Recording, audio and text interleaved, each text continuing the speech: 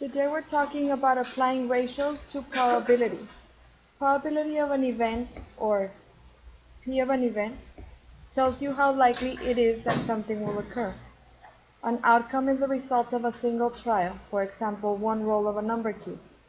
An event is any outcome or group of outcomes. So let's start by talking about theoretical probability. We can find theoretical probability when all possible outcomes are equally likely. And we find the probability of an event by dividing the number of favorable outcomes by the number of possible outcomes. So for example, if we need to find the probability, of rolling a number 4 with a number cube. So let's take a look at this number cube. How many sides does this number cube have? 6. So if we want to roll a number 4, how many number 4s are on this number cube? 1. And how many are the number of possible outcomes? 6. That means that the probability of rolling a 4 is 1 out of 6.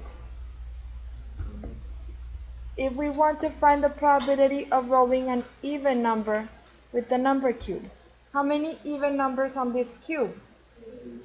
3. So the favorable outcomes would be 6, and how many possible? 6. Can we simplify this?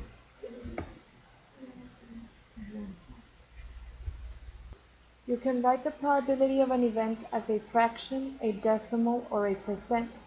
The probability of an event ranges from 0 to 1.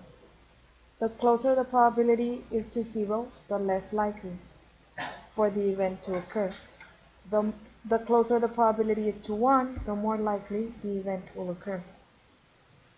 So some examples of other examples of probability would be, for example, if you're rolling a 7 on a number cube, how many 7s are on the number cube? 0. 0 out of 6. Is this event ever going to happen? No, it's an impossible event. The number cube only has 6 numbers. If you are flipping a coin, how many sides on a coin? 2. How many of those sides are heads? 1. So that means the probability is 1 out of 2, 1/2, which as a fraction would be what? As a decimal would be what? 0.5. And if we wanted to write this as a percent, how would we write this as a percent? 50%. What about rolling a number less than a 7 on a number cube? How likely is that to happen? How many numbers on the number cube are less than 7? 6 of them, all of them. Out of 6 possible, so that means the probability is 1.